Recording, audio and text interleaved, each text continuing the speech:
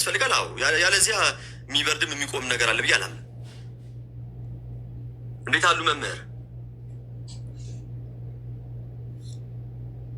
ጤና ይስጥልን። ደህና ናችሁ? እንዴት አላችሁ?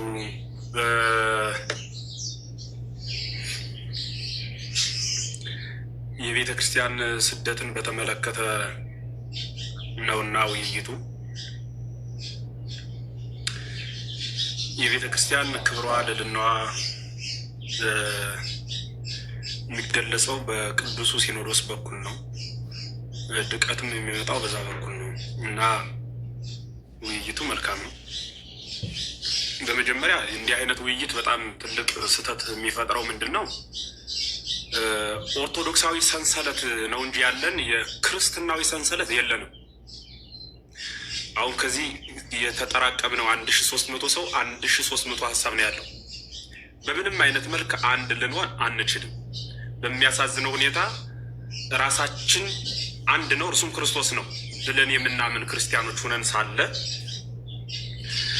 በአንድ ራስ የሚያስብ ሰው 30 ሀሳብ የተበጣጠሰ ሀሳብ የሚያመነጭ እንደ ኮቸሮ ሂደታችን ነው አሁን ላለንበት ድርጊትም የዳረገን።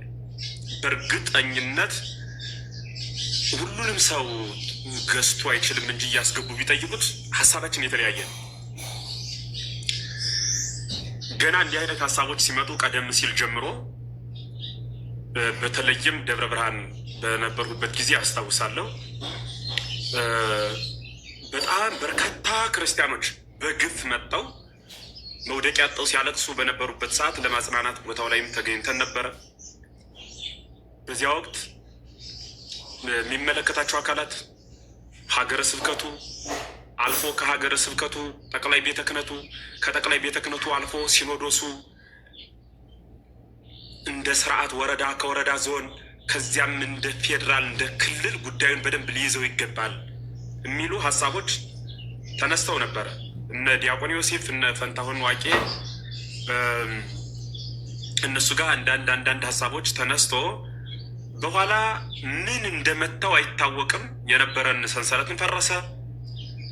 የሞዓ ተዋህዶ የሚል ጉዞም ነበረ ለክርስቲያኖች ድምፅ መሆን የሚችል እሱም ሰንሰለቱ ምን ደረጃ እንደደረሰ በማይታወቅበት በምን አይነት ሰዎች እንደተያዘ ሳይታወቅ ይመሩ የነበሩ ሰዎች ከፊሎቹ በእስር ቤት ሌሎቹ በስደት ሌላ ድርጊት ተፈጠረ። በጣም ማዝነው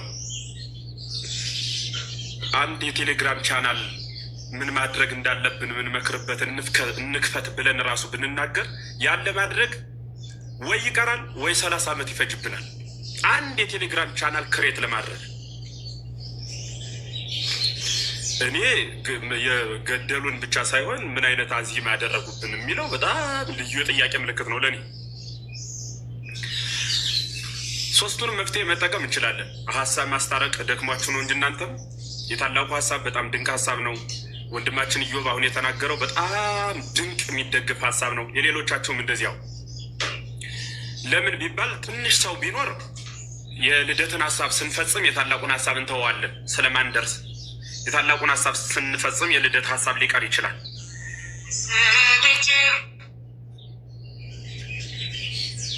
ይቅርታ። አሁን ግን በጣም ብዙ ነን። ሶስቱም መዋቅር ላይ አገልግሎት መስጠት የሚችል አደረጃጀት ያስፈልጋል። አንደኛው መሰመር ያለበት ወደኋላም ወደፊትም ማለት የሌለብን ሁላችንም ክርስቲያን እንደሆነ እንዳንድ ክርስቲያን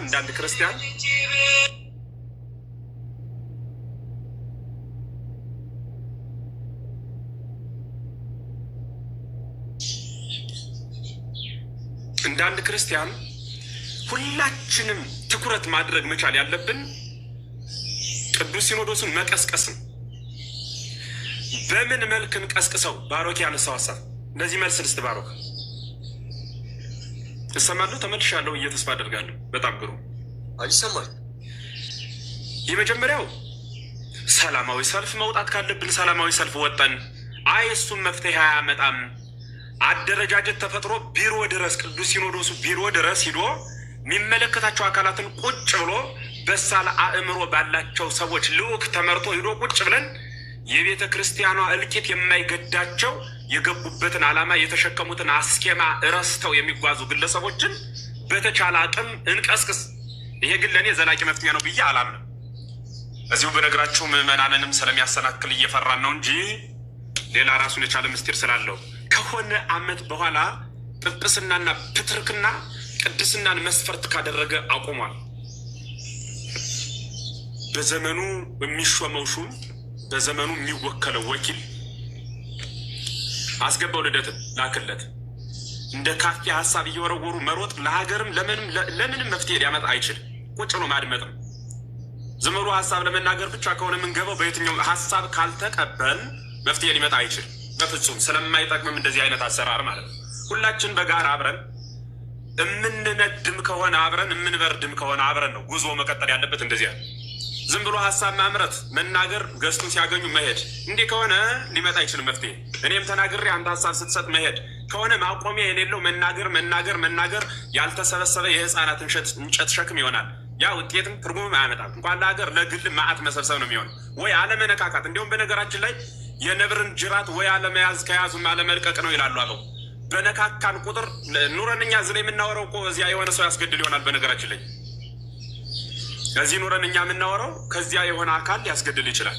ከዚህ እኛ ኑረን የምንናገረው ከዚያ የሆነ አካል የሆነ ምን እያሉ ነው ለምን እንዲህ ብለው አወሩ ብሎ የሚበሳጭ አካል ይኖራል ሌላ ቦታ።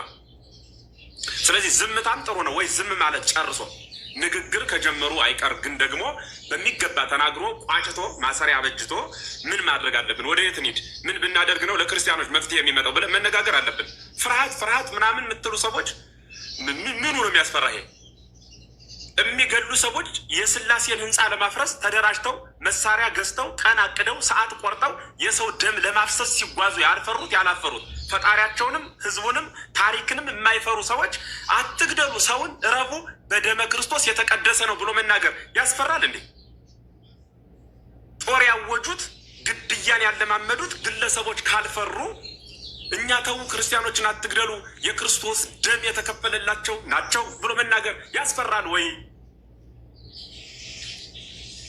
አንዳንዱ ደግሞ ፖለቲካ የሚል ሀሳብ ሰባለ። ምንድን ነው ፖለቲካ ማለት? ፖለቲካ ማለት እኮ ራሱን የቻለ ስርዓተ መንግስት እና ስርዓተ ክህነት የየራሱ ክንፍ አለው። በሁለት ክንፍ የምትበር ስርዓተ መንግስቱ ከስርዓተ ቤተ ክህነቱ አጥር ሳይኖረው ነገር ግን ድንበር ኑሮት አንዱ የአንዱን ህግ አክብሮለት መኖር ማለት ነው። ይህ በቢሮ ደረጃ በውይይት ደረጃ በሀሳብ ደረጃ ሲነገር የሚያገለግል ቃል ነው።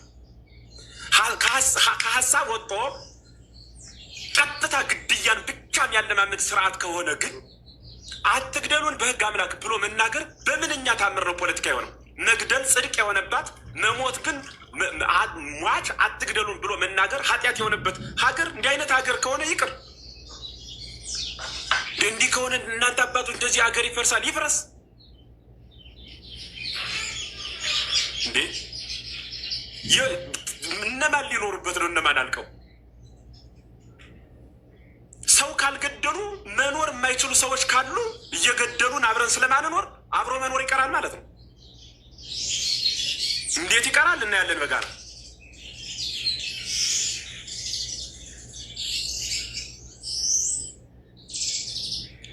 እየተሰራ ያለው ስራ ልንገራችሁ ምዕመናን፣ ከዚህ በላይ በቸ እንነግራችኋለን። ከሆነ ከ18ኛው ምዕተ ዓመት ጎዳና ጀምሮ ጵጵስና የቅድስና መስፈርትን ለቀቀና አንድ ንጉስ በሚነግስበት ሰፈር ካገኘ ያክስቱን ልጅ ከሌለ የተወለደበት ሀገር ወይም ደግሞ ወክሎት የመጣው ሰፈር ያንን ፓትርያርክ አድርጎ ይሾማል። ከዚያ ቤተ ክርስቲያን እስከ በጀቷ እስከ ልጆቿ የስርዓተ መንግስት እንደፈለገ ይጋልባል። ያ ስርዓት ዛሬም ድረስ ተከትሎን መጥቶ አንድ የሀገር መሪ ወኪል አድርጎ የሚያስቀምጠው ማንን ነው? እርሱ ዞት የመጣውን የሰፈሩን ነው። እንደፈለገ የሚመቸውን ሲገልም የማይናገረውን ወጥቶ ድምፅ መሆን እንዳይናገር ዝም እንዲል በጀቷን ብድግ አድርጎ የቤተ ክርስቲያኗን በጀት ወደ ፈለገ ሲመድብ ትክክል ብሎ ዝም የሚል ጳጳስ ይመድባል። አሁን ላይ በጣም ነገሮች ሁሉ ሰላምን ያሳጡንና መፍትሄ የሌለው ለንግግርም ለሀሳብም የቀና አንደበት ያላቸው ሰዎች ሁሉ መናገር እስኪሳንን ድረስ የደከመን ቅዱስ ሲኖዶስ ቢሮ ብትሄዱ ስርዓተ መንግስቱ ያስቀመጣቸው ግለሰቦችን ነው የምታገኙ። ከዚህ ያለውን ስርዓት ስለሆነ የሚያስፈጽሙት፣ ከዚህ ያለው መልእክት ስለሆነ ሀሳባችንን በፍጹም ያደምጡ ዘንድ ፈቃደኞች አይደሉም። እነሱ ላይ ተጽዕኖ መፍጠር ማለት ወይ በጀምላ ልንወጣ እንችላለን፣ አለያም በሰነድ በተደራጀ በስርዓት ህግንና ስርዓትን በሚያውቁ ሰዎች በኩል በቁጥር ከ1000 የማያንሱ ሰዎች ሆነን ልንገባ እንችላለን። ቁጥር አንዱ እኔ ነኝ። ሕያው እግዚአብሔር ምስክሬ ነው። ለመሞትም ለመኖርም የተዘጋጀ አእምሮ ነው ያለኝ። እንኑር የሚል አካል ካለ ተስማምቼ ለመኖር ዝግጁ ነኝ። ክርስቲያኖችን እያጠፋን እናንተ ዝም ብላችሁ ዝም በሉ የሚል አካል ካለ ግን ዝም አልልም። እኔ የክርስቶስ ብልቶች ናችሁ፣ የክርስቶስ አካል ናችሁ ብለን የሰበክናቸው ክርስቲያኖች በክርስቶስ ብንሞትም ሕያው እንሆናለን ብለው እሳት ውስጥ ሲገቡ እኛ የምዕመናንን አስራት እየሰበሰብን ቁጭ ምንል ከሆነ አባትነታችን ምንድን ነው? የጴጥሮስን ወንጌል የሚሰብክ ህይወቱ ግን እንደ ዴማስ አንጸባራቂ ነገር ያታለለው መምህር ከሆነ መምህርነቱ ምንድን ነው? የገባበትን ዓላማ የተሸከመውን አስኬማ ረስቶ ነፍሰ ጡር መስሎ 4 ኪሎ ለ4 ኪሎ የሚንቀሳቀስ ከሆነ የእሱ ጵጵስና ምንድን ነው? አገልግሎቱ ሴት ላይ ነው። መቼ ነው የሚናገረው?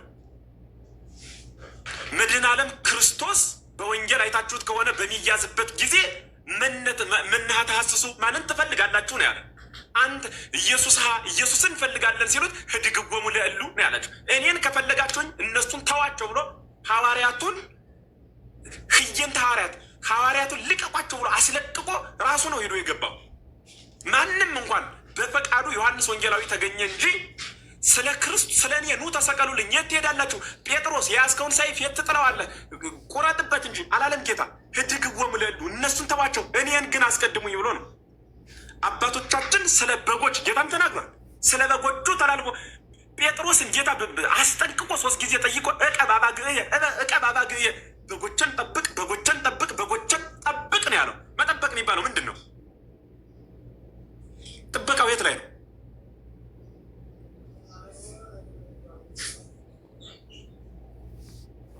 እኔ በሞቴ በጣም አዝኛለሁ።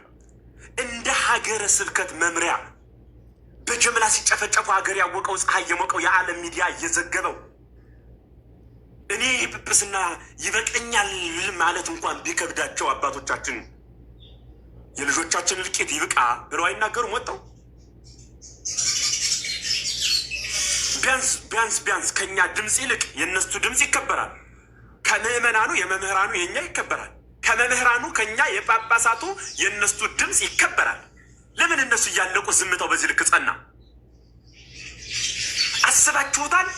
አርሲ ላይ ዕለት የሚገደሉት ደመ ወልደ እግዚአብሔርን ስጋ ወልደ እግዚአብሔርን ፈትተው ከቤተ መቅደሱ ሳይወጡ በቤተ መቅደሱ ውስጥ እስከ ቤተ ክርስቲያኑ የተቃጠሉት በቁም የታረዱት አስባችሁታል? እኒህ የክርስቶስ እና በክርስቶስ የሚያምኑ ክርስቲያኖች መሆናቸውን ስታስቡ አያማችሁም? እንደ ክርስቲያን አይሰማችሁም? ክርስቲያን መሆኑ ተውት። ሰው እንደመሆን እንደ በግ መታረዱ አይቆጭም? አያደማም ወይ? አያደክምም? ይሄንን ሰው እንዴት ጥቁር ልበሱልኝ ብሎ በስልጣኑ ሲመጡበት አዋጅ የጠራ ሲኖዶስ በልጆቹ ሲመጡበት እንዴት አዋጁን በአዋጅ እንዴት አይቀለብስም? እንዴት ቆሞ ኑ ዛሬም ልጆች አይልም? ዝም አልቆ ባለፈም ለማስታረቅ ለማቻቻል ሞከርነ። እስኪ አባቶቻችን እውነት ነው፣ አዎ አባቶቻችን በቃ እነሱን ችግር ውስጥ ሆነን ነው ምናምን አለ። ብዙ አወራን። በርካታ ቀን አጠጋጋ ነው የአባቶችን ክብር ለማስጠበቅ የለም ሲኖዶስ የለም እንዲህ የለም እያለ ሰው ሲናገር ኧረ እባካችሁ እስኪ ተው እያልን ብዙ ቀን አስታረቅን። አሁን ግን በዛ አለቀ። በቀን ቤተ ክርስቲያን ማን ሚሉ ደራጎን ነው የምታመልክ ቤተ ክርስቲያን በየቀኑ ለዘንዶ እየገበረች መኖር አለባት ልጆቿን። ይህ ነው የቤተ ክርስቲያን ህልውና። አኗኗራችሁ ምንድን ነው? ዛሬስ ክርስቲያን ነኝ የምትል ማህተብ ያስተርክ ነገ ለመኖር ዋስትና ምንድን ነው?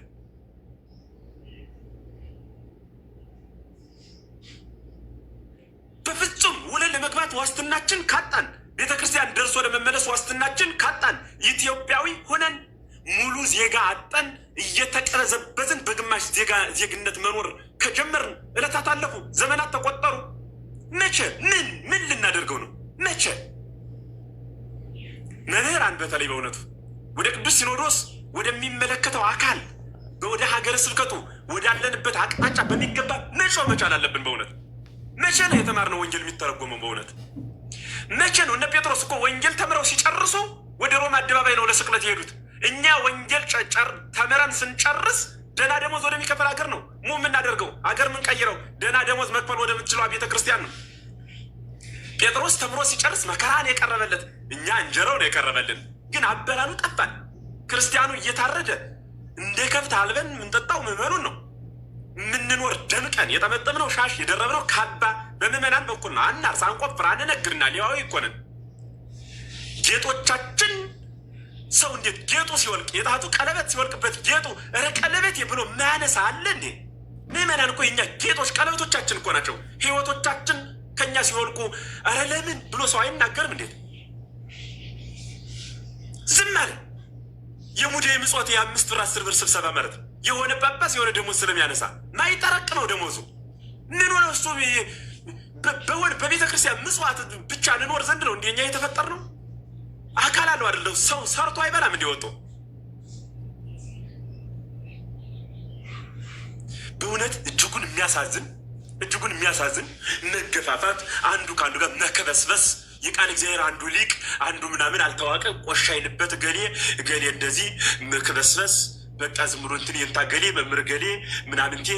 በፍጹም በቃ ይሄ የኋላ ቀርነት የዳራያን አስተሳሰብ እለት ዕለት እንዳሳማ ስለሆዱ ብቻ የሚያስብ ፖለቲካውና ስርዓተ መንግስቱ የተምታታበት ምዕመናንን መጠበቅ ፖለቲካ የሆነበት የዚህ ዘመን አገልጋይ በዚህ ዘመን አብሬ በመኖሬ እጅጉን አዝናለሁ። በእውነቱ እጅጉን አዝናለሁ። በእውነቱ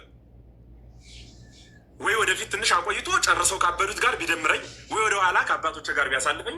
በእውነቱ እግዚአብሔር በእውነቱ በዚህ ዘመን ማለት ነው፣ በዚህ አብሮ ከመኖር በዚህ ዘመን የሰው ሞት፣ የሰው እልቂት፣ የሰው ግድያ እንዲያየውን እንኳን ለምን የሚል ወኔ ቁጭት የሌለበት ማለት ነው። ትልልቁ መምህራን እኮ ተሰደዋል እኮ ጮኸው ብቻቸውን። ቅድም በጣም በስሜት ተናድጀው የተናገሩት እነ ኔታ ገብረመድህን እንየው እኮ በዘመናቸው ተናገሩ፣ ስለ አንድነት ተናገሩ። ኦሮሚያ ላይ ክርስቲያኖቹ መኖር አቅቷቸዋል፣ አንዱ ነን እንኑር እያሉ ስለ ሰላም ብዙ ሰበኩ።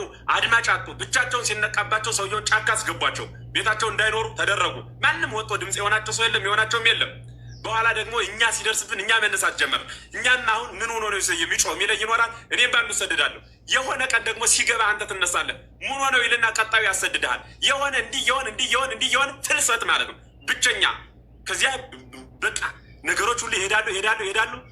ወድቆ መቅረት ይመጣል። ምንም ማለት ታሪከ ቢስ የሆነ የአባቱን ታሪክም ሽጦ የበላ የራሱን ታሪክ የሌለው ማለት እንዲህ ይመጣና ደግሞ አረተው ይሄ እኮ ፖለቲካ ነው፣ ሰውን አትግደሉ ማለት ፖለቲካ ከሆነ አርገው ጻፈው ሁሉ እንኳን በወረቀት በግንባርህ እንኳን በታሪክህ በእግር ስር ጽፈህ በራስህም ትራሳ አርገትን ተራሰው አስቀምጠው በፈለግከው ጦማር ጽፈህ ሰውን አትግደሉ ማለት በምንም ታምር ፖለቲካ ሊሆን አይችል ሁኖም አያውቅም። ክርስቲያኖች እኛ ግደሉ ብለን አላለማመድን፣ በመግደል ትጸድቃላችሁ ብለን ሀሳብ አልተናገረን፣ አጥፉ፣ ሂዱ፣ ግደሉ፣ ሙቱ፣ ቀበሩ፣ ተቀባበሩ ብለን አላስተማርን፣ አላሰለጠን። እኛ የሰው ደም አፍስሱ አላልን። ቀኛችሁን ሲመታችሁ ግራችሁን ብለን ነው እኛ የሰበክን፣ ያስተማርን ይሄ ነው። ታገሱ ብለን ነው የሰበክን። አሁን ግን አይሰራም። ቀኝህን ሲመታህ ግራህን ስጥ የሚለው ለወንድም የተነገረ ቃል ነው። ለእናንተም ስንተረጉመው የነበርን ወንድሞቻችሁን ናችሁ ብለን አሰበናችሁ ነው። አሁን ግን ክዳችሁናል፣ አረዳችሁን። ስታርዱን ደግሞ ነገ ቅውም እንሆናለን። ማንም ክርስቲያን በሚችለው አቅም ሁሉ ራሱን ሊጠብቅ ይችላል። ማንም ክርስቲያን ማለት ነው። በአባቶቻችን በዘመነ ብሉይም በዘመነ አዲስም በሚችሉት አቅም ራስን መጠበቅ ወንጀል አይደለም። ራሴን እጠብቃለሁ በምችለው አቅም ጭራሹን አቅም የሌለው እግዚአብሔር ጋር በጸሎቱ አቅም ያለው ደግሞ ዘመኑ ባፈራው መሳሪያ እግዚአብሔር ጋር ሆኖ እግዚአብሔር እያገዘው ራሱን መጠበቅ አለበት። ወደ ሰው ወዳችሁ አታጥፉ። ሰው ሊያጠፋችሁ ከመጣ ግን ራሳችሁን ጠብቁ። ከዚያ ውጭ ግን እጅጉን ያሳዝናል። መፍትሄ 3 መፍትሄ። የመጀመሪያው ቁጥር 1 እልቅሶ እንድረስ። መጓዝም የሚችል ሰው ይጓዝ። መጓዝ እንዲያው እንትን የለውም። እስኪ እናጽናናቸው። በእውነት አጽናንተናቸው እንኳን ቀሪዎች ቢያንስ ይሞቱ። እስኪ እኔ እመጣለሁ። በፈለጋችሁት ቀን ጉዞ አዘጋጁ። ጉዞ በሚዘጋጅበት ቀን ሁሉ መምጣት እችላለሁ። እዛው ቦታው የሞቱት ሰዎች ሰፈር መሄድ እችላለሁ። በእውነት ምን ይሰራልናል? ይህ እኮ አካል ነው። በእውነት አካሉ ዕለት ዕለት እየተቆረጠ ሰው ደስ ይለዋል እንዴ? ራሳችን ክርስቶስ ነው። ክርስቲያኖች ደግሞ በጠቅላላ ህዋሳት ነን ብለን ካመን አንድ አካል ነን ብለን የምናምን ሰዎች እግር እየተቆረጠ የሚስቅ ሰው አለን። እጅ እየተቆረጠ ገና ነው ራሴ እያለ የሚኖር ሰው አለን። እየተከረከመ ዕለት ዕለት በቀኝ የሚቆረጠው ቀኝ እጃችን ነው። በግራ የሚቆረጠው ግራ እጃችን ነው። በታች የሚቆረጠው እግራችን ነው። ዕለት ዕለት እኛ ብቻ እኮ የቀረነው እኮ ትንሽ ነን በእውነት። መሀል ሲፈታ ዳር ሲፈታ መሀሉ ዳር ይሆናል አይደል? ነገ ደግሞ መሀሉ እኛ ዳር ሆነን የምንጨፈጨፍበት ቀን ይመጣል። ዛሬ ለምን ብሎ ሰው አይወጣም? ዘመድ አንድ ሰው እንኳን ሲሞት አያሳዝናችሁም? ሰው እንዴት እስከ መቅደሱ ድረስ ሲቃጠል አይቆጫችሁም? የት ሀገር ነው እስከ መስጅዱ ድረስ አገልጋይ የተቃጠለው? እኛ ሀገር ተደርጓል ወይ? በሰው ብዛት በሀብት ከሆነ በጉልበት በሞራል በቀዳማዊነት ከሆነ እኮ ከእናንተ እንሻላለን። ግን አላደረግ ነው። ለምን? ስለ እውነት ፍጹም ያሳዝናል፣ ያስነባል፣ ውስጥንም ያደክማል። እኔ እውነት እላችኋለሁ እንደ ክርስቲያን ማድረግ ያለብንን ነገር ሁሉ ቁጥር 1 እልቅሶ እንድረስ። ሄደን እስኪ ሰኞ አጽናንተን ስንመለስ ማክሰኞ ደግሞ ይግደሏቸው እንሂድና እስኪ ባካችሁ ምንድነው የገጠማችሁ ብለን የቁስ ችግርም ያለባቸው እስኪ በእውነት በወሬ ነው የምንሰማ፣ በሚዲያ ነው የምናይ፣ በአካል እስኪ እንያቸው ችግራቸውን ምንድነው የሆናችሁት ብለን ሄደን እስኪ ዕለት ዕለት የደም ምድር የሆነ ምንድን ነው ብለን እናያቸው። ሄደን መነሳትም ያለባቸው አካላት ካሉ አንስተን ጠርተን መጠራት ያለባቸው አካላት ካሉ ተወያይተን ሀገረ ስብከቱ ውስጥ ገብተን ለምን መግለጫ እንደማይሰጡ ችግሩ ምን እንደሆን አይተን እንምጣ። አንድ ሁለተኛ መፍትሄ መደራጀት ባለብን አካልና አቅም ልክ ተደራጅተን ጠቅላይ ቤተ ክህነትና ቅዱስ ሲኖዶስን እንጠይቅ። ሶስተኛ መፍትሄ የመንግስት አመራር ኦርቶዶክሳዊ የሆንህ በእውነት የመንግስት አመራር የሆንህ ከየትኛውም አይነት ዳር ያለህ አግዙንና ጠቅላይ ሚኒስትሩ ቢሮ ድረስ ተገብቶ ክርስቲያኖች መኖሩ የማይችሉባት ሀገር የሆነችበት ምስጢር ምን እንደሆነ እንጠይቅ። ይህን 3 ሰንሰለት እናስኪደው። የተለያየ ሀሳብ አያስፈልግም። ብዙ ነን። ግማሹ ወደ ቅዱስ ሲኖዶስ ያምራ፣ ወደ ጠቅላይ ቤተ ክህነቱ ያምራ፣ ግማሹ ልቅሶ ይድረስ፣ ግማሹ ደግሞ ከፊሎቻችን ስርዓተ መንግስቱን ለምን ብለን እንጠይቅ። ይህ ሁሉ ጎዳና የማይሳካ ከሆነ በቅርብ ቀን ይሄን ሞክረን ሁሉም ክርስቲያን በያለበት ሰልፍ ይውጣና አትግደሉን፣ ኑ እንግደላችሁ ብለን ልንጠራቸው አይደለም እንወጣ። አትግደሉን፣ ተውን ቢያንስ እንበል እስኪ። ዘመድ ተውንን እንዴ! ምን ገላችሁንን ዝም ብላችሁ ዝም በሉ አይባልም እኮ። ተፈጥሮ ራሱ ዝም አያሰኝም። እየደበደቡ ዝም በሉ ይባላል አለ። በእርግጥ አሁን ድሮ ሰው ሲገርፍ ህፃናት ሲገረፉ እየቀጠቀጡ እናት አባት ደግሞ ዝም በል ይላል፣ ዋጣት ይላል። እየቀጠቀጡ ማለት እየመጡ ደግሞ ቢያንስ ዱለውንም ይማቱ፣ ቢያንስ እንዲጮሁ እንኳን ይፍቀዱልን እንጂ እንድንጮህ ይፍቀዱልን። ይምቱን፣ ግን እንድንጮህ ደግሞ አይከልክሉን። እንጮህ።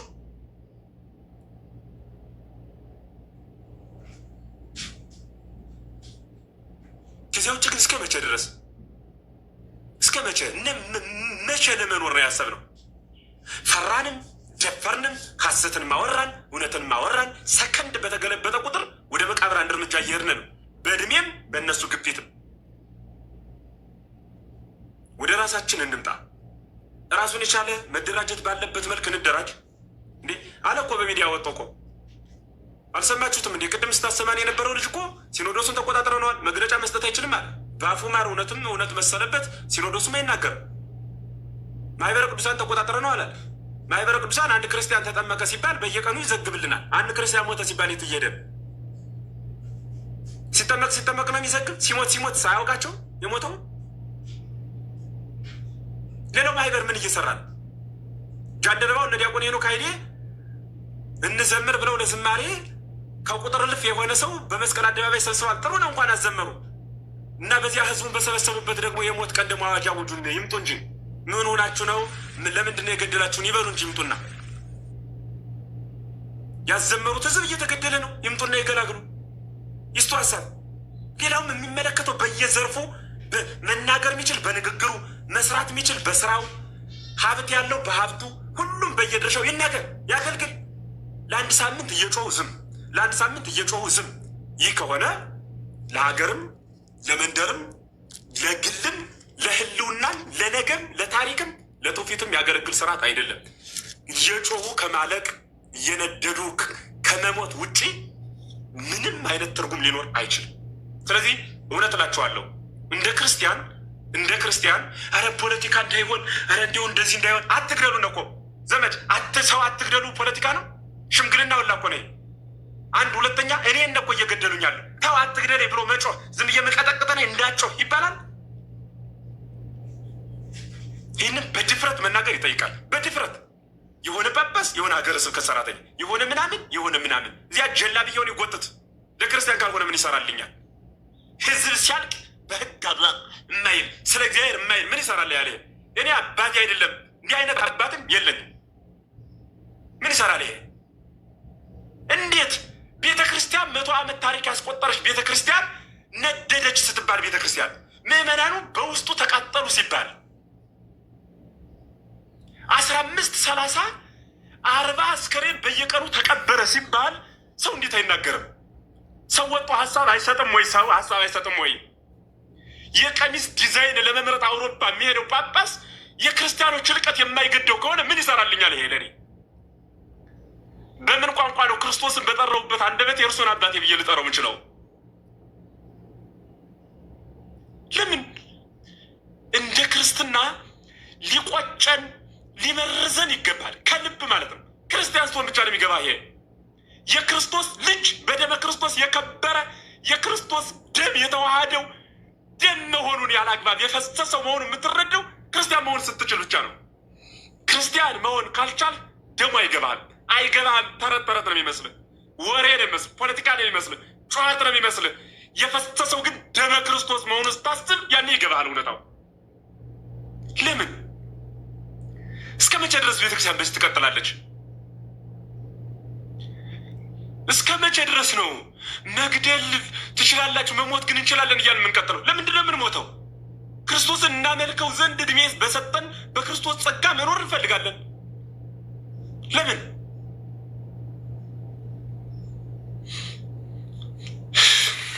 አመሰግናለሁ።